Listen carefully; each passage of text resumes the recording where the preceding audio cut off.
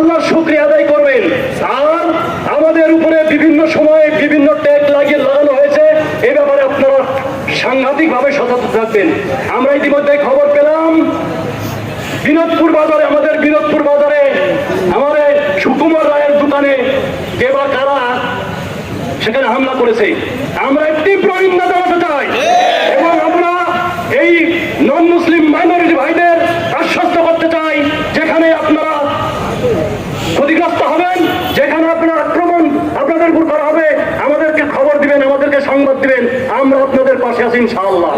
এদেশে সকল ভাইদের নিয়ে, সকল জাতি ধর্ম নির্বিশেষে সকল জনগণকে দিয়ে আমরা এদেশে শান্তিপূর্ণ একটি ইসলামী কল্যাণ রাষ্ট্র বানাতে চাই।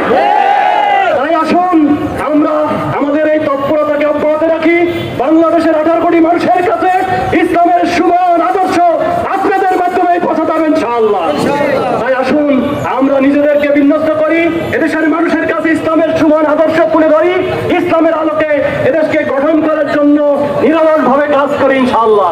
আল্লাহ আমাদের সবাইকে কবুল করুন, এই দোয়া কামনা করে আপনাদেরকে আবারও মুবারকবাদ জানিয়ে জামাত ইসলামের পক্ষ থেকে শুভেচ্ছা, স্বাগতম, ধন্যবাদ, মুবারকবাদ জানিয়ে আজকের এই গণ মিছিলের সমাপ্তি ঘোষণা করছি। সকলেই দোয়া করি।